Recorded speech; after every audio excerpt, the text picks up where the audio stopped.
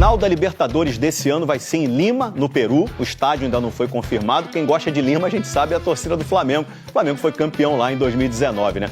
Por falar em Flamengo, quinta-feira pega o Botafogo da Paraíba pela Copa do Brasil no Maranhão. O jogo vai ser em São Luís, porque o Botafogo vendeu o mando de campo. E o Felipe Luiz vai aproveitar esse jogo aí para poupar uma galera. Aqui, ó, Rossi, Arrascaeta, Pulgar, Gerson, De La Cruz. Esses caras devem dar um tempinho, aquela descansada. E um zagueiro também pode ficar de fora. Léo Ortiz ou Léo Pereira, inclusive, devem ficar no Rio de Janeiro. Nem viajam. Assistiu algum filme de terror ontem à tarde? Hein, Fabuloso? Ontem eu assisti um filme de terror ontem. É? É. Qual o título? Qual o nome do filme? Massacre do Maracanã. Massacre do Maraca. Massacre do Maracanã. Rapaz, o Mengão não tomou conhecimento. 1, 2, 3, 4 e capita. Cabia muito mais. É isso, Plirra. Boa noite a você, boa noite a todos. Enfim, o jogo perfeito do Flamengo, né? E desde a escalação, né, que o Felipe Luiz ele entra com o Pedro e o Cebolinha na frente. Enfim, a intensidade de jogo, a qualidade dos jogadores, a dinâmica do Flamengo nas movimentações. Então, acho que talvez, na minha opinião, aí tenha sido o melhor jogo do Flamengo. Né, melhor jogo de um time nesse campeonato? De um time. De um time no Campeonato Brasileiro, sim. E, enfim, tem muita qualidade envolvida, né, no trabalho do Flamengo, nas mãos do Felipe Luiz, competência de elenco.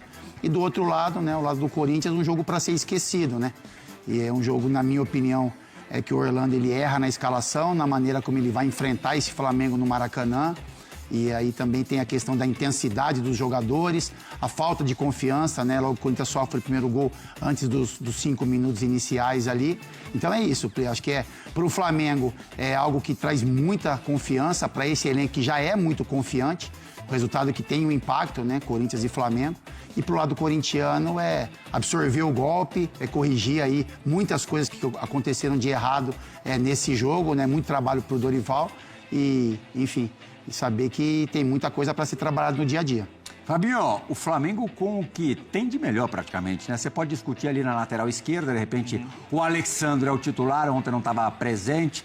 O Bruno Henrique é mais titular do que o Cebolinha, mas a tropa estava toda reunida e aí, quando essa tropa está numa tarde inspirada, é muito difícil de segurar. É difícil, é uma equipe muito bem treinada, né, Plirri? Ele com vários protagonistas, né? Cada rodada a gente fala que tem um protagonista do Flamengo. Às vezes a gente elogia o Pulgar, o Wesley, Gerson, aí ontem De La Cruz, Pedro. São muitos jogadores, né, de qualidade, então é difícil marcar. No segundo tempo, as substituições os jogadores que entram, às vezes, é até melhor do que os que estavam em campo. Então, realmente... Mas, Luiz Araújo, mas é legal ver essa superioridade, que eles conseguem transformar essa superioridade em campo, né? Não fica só no papel, como a gente já falou em alguns anos atrás, do Flamengo, que não conseguia demonstrar toda a superioridade em campo. E o Flamengo, ele tem atropelado as equipes grandes, né? De uma maneira super natural, assim. E até os jogos que não ganha, ele cria muita, o goleiro adversário é sempre o melhor em campo, então... Realmente o trabalho que o Felipe vem fazendo é bastante interessante assim e digno de elogio. Márcio, quem foi o melhor do Flamengo? Melhor do jogo? Eu vou dar, na minha opinião, acho que o Pedro, né, Plirra? Acho que pela volta dele, primeiro o Flamengo já era muito forte. Voltou melhor da lesão? Voltou, o Flamengo já era muito forte. Faltava um jogador com essas características, né, pro Flamengo, que durante toda a ausência do Pedro, e ele voltar dessa maneira que voltou, precisava de alguns jogos para poder retornar, né? Porque quem viveu uma lesão grave, né? Como foi meu caso, acho que o Fabula, não lembro se teve alguma lesão também de joelho. Mas é muito difícil você retornar num nível alto, principalmente no futebol de hoje, que tem uma intensidade absurda. Então, acho que, para mim, o Pedro, pela atuação que ele teve, participando, fazendo gols, bem preparado, concentrado na partida, porque você não faz um gol assim, numa saída de bola no goleiro, você não está bem atento e bem posicionado. E no caso, o Pedro, para mim, foi o melhor jogador do Flamengo em campo. Fabuloso. Este Pedro, no nível de ontem, é o melhor 9 do futebol brasileiro, contando os que estão fora do Brasil? Eu acho que sim. Boa noite, meus nobres companheiros. Eu acho que sim, ô Plirra. Não vejo nenhum atacante hoje melhor que o Pedro. Apesar de ele estar voltando de lesão, ele voltou muito bem. É um artilheiro nato. Não só artilheiro, como ele também sabe jogar, né, com os companheiros. E hoje, para mim, ele seria o 9 da seleção, né? E ele tá driblando também, voltou driblando da lesão. Isso aí é inédito, né? Ele não fazia isso. Não era característica dele, não era. Característica. Não era. Não era, Plirra. Mas o que chama atenção também, Plirra, é o Corinthians. O Corinthians ele tem uma postura dentro de casa e outra postura fora. Ele não consegue ser o mesmo Corinthians que joga em casa, fora de casa. Apesar de ontem, eu acho que foi o pior Corinthians, né? Com o melhor Flamengo. Então, isso causa um dano muito grande. O Capita falou agora há pouquinho que você discordou da formação inicial do Corinthians, da escalação. No que especialmente? Porque a gente falou em vários jogos, né, do Flamengo, dos adversários, analisando os adversários, que deram trabalho pro Flamengo, que sofreram, que o Flamengo ele ganha os jogos no meio-campo, né? Então ele povoa muito o meio-campo. Ele tem jogadores que fazem funções de beirada, por exemplo, mas que em muitos momentos eles se agrupam ali naquele setor. Então, se você perde o meio-campo para o Flamengo, a chance de você perder o jogo ela é muito grande. E o que foi o que o Corinthians fez ontem, né? O Corinthians ele entrou com 3 atacantes. Por mais que você fale, mas o Romero ele tem essa função de recomposição, mas ele não é um marcador. O Romero ele é um atacante. Ele posiciona, ele ocupa espaço, mas ele não tem poder de marcação. Então, são 3 homens. Ontem, em muitos momentos, assim, na minha visão de jogo, o Carrillo jogou como quase um ponta-direita. Então, já são 4 homens no meio de ataque. O Bidon, ele é ótimo jogador, mas ele não tem força de marcação. Então, se você colocar o Bidon, por exemplo, para competir com o Gerson, ele vai sofrer. O Bidon é um jogador que, com a bola nos pés, ele tem muita qualidade. Mas nesse poder de marcação, falta ainda pela questão física. E eu adoro o Bidon com a bola nos pés, a maneira como ele enxerga o jogo. Enfim, então aí o Corinthians teve muitos momentos ali, muita gente que poderia fazer uma sombra, mais um jogador de mais marcação, que é o Ranieri. E uma defesa que é lenta, né? O Gustavo Henrique e o André. Esses dois juntos são jogadores não combinam. Não combinam. Eu acho que eles podem agregar, né? Mas eles têm um jogo muito característico e muito parecido. São jogadores que não têm o poder do combate, são jogadores que não têm velocidade. E aí você tem um homem na frente só de marcação realmente, que é o Ranieri. Então, assim, em vários momentos do jogo, se não todos eles, o Flamengo sempre tinha superioridade numérica. E aí você pega um time de muita qualidade, que mesmo pressionado, os caras conseguem sair de situações. Imagina com espaço, o que esses caras tinham de jogada na cabeça para produzir. Então é isso, eu acho que o Corinthians em muitos momentos, né, em jogos bons do Corinthians, o Corinthians se preocupou com o meio campo. A formação na minha cabeça principal do Corinthians é 3 homens de mais marcação. Quais seriam os seus 3? Que é o Ranieri, o Carrillo, o Martins e um homem mais centralizado e 2 homens de frente. Aí você tem poder de marcação. Ontem o Corinthians poderia ter até uma outra preocupação, colocar talvez, não é um jogador de marcação, mas um jogador que saiba fazer essa função de meio campo. Eu acho que teve muito espaço. O Flamengo ontem teve muito espaço no meio campo para criar e fazer o jogo. Ô, Plirra, e tem um detalhe também. Quinta-feira eu acabei comentando o jogo contra o Racing. E o Corinthians, os primeiros 10 minutos do Corinthians foi bem abaixo já. Numa rotação bem mais baixa, uma equipe um pouco mais preguiçosa, desatenta. E com a expulsão do Félix com 10 minutos do primeiro tempo, fez com que a equipe tivesse que mudar a postura. Então já tinha tido o exemplo durante a quinta-feira e conseguiu reverter um papel, porque a equipe do Racing era muito mais fraca que a do Flamengo. E o começo do Corinthians também foi muito ruim, tanto que toma o gol já com 4 minutos e isso prejudicou bastante. Sim. E eu acho que o maior erro do Orlando nessa partida foi que na quinta-feira eles se desgastaram demais. A equipe teve que correr o triplo para ganhar o jogo do Racing, até para se manter vivo na Sul-Americana. E a gente sabia que fisicamente o Corinthians já ia sofrer no domingo, ainda mais numa equipe intensa como é a do Flamengo.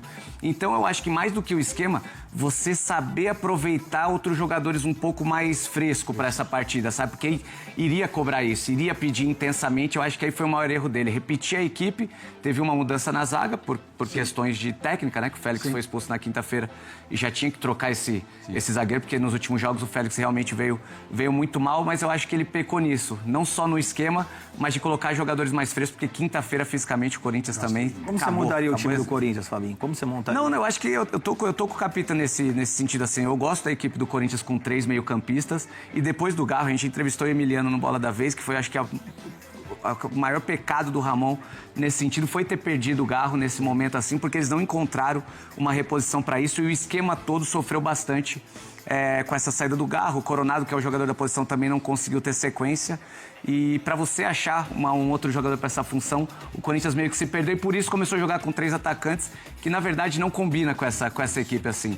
Os atacantes, eles rendem menos, né? O Memphis tem uma função defensiva que ele não se encaixa e o meio-campo fica com menos pessoas do que já está acostumado, com menos jogadores. Como o Capita falou, você teria que jogar com um jogador um pouco mais de marcação, ou você pode baixar o Memphis para 10, mas sendo que esses 3 jogadores, o Bidon realmente ele sofre muito para fazer um jogo mais físico, mais pegado. Se você joga com 3 jogadores mais físicos, de repente conseguiria levar um pouco mais de trabalho para o Flamengo. E a colaboração do Memphis, ele ontem até saiu machucado ainda no primeiro tempo, mas enquanto esteve em campo e em todos os jogos dele pelo Corinthians, mesmo nos que ele foi bem, fabuloso, no que diz respeito à recomposição é quase nula, né? Não, aí não é característica dele, né?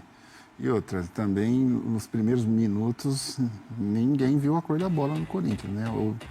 O abafa que o Flamengo deu foi impressionante, né? O Flamengo pressionou o Corinthians no começo de uma maneira que o Corinthians não conseguia sair. E aí fica difícil pro Memphis também, né? Não é característica dele baixar. Bom, ele teria que vir ajudar, né? Tá vendo que tá em inferioridade no meio, tinha que vir, vem todo mundo atrás da linha da bola, amigo. Não joga, mas também, né, não deixa jogar. E realmente...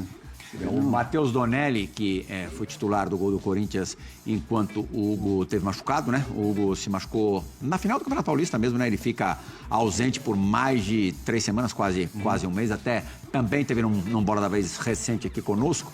Ele era muitas vezes criticado por sofrer gols de arremates de fora da área. Ontem, os 2 primeiros gols do Flamengo de arremates de fora da área. De quem foi até cogitado para assumir a seleção brasileira, mas, para a alegria dos rubro-negros, permaneceu no Mengão. Está iniciando uma carreira como treinador profissional. O Felipe Luiz, que ontem, você viu a entrevista coletiva dele, Capita? Reclamou dos analistas de internet, que essa galera forma muita opinião, fala muita bobagem, forma muita opinião, e ele sugeriu aos torcedores não consumissem esse tipo de conteúdo. O que você achou dessa declaração do Felipe? Play, é o momento para ele falar, né? Porque, enfim, ele dirige um grande clube e as pessoas olham com admiração para ele. Eu acho que o que ele fala... Você ele fala consome realmente... esse tipo de conteúdo? Play, eu... Então... Esse ele fala não, né? Não consumo. Mas não tenho muita... Esses caras que gritam, xingam o jogador de lixo, treinador de... A gente também faz críticas aqui, né? Enfim. Mas existem críticas e críticas. Existem críticas e críticas. Formas e formas. Exatamente. Mas assim, Play, o que eu acho, assim, eu entendo o que ele coloca, eu acho que realmente tem um poder, né, cada vez maior de comunicação, como é que chega a informação para o torcedor, mas o que fica muito marcado é o que acontece dentro do campo, sabe? Eu acho que o torcedor mexe com paixão, ele pode ser influenciado de alguma forma. Ele é muito influenciado. Play, mas assim, se a gente ficar teimando aqui, por exemplo, que tal jogador do Flamengo não joga bem e o cara dentro do campo render, a gente vai passar por trouxa, por idiota. Eu acho que o torcedor do Flamengo, ele cobrou como cobra na Libertadores, por exemplo.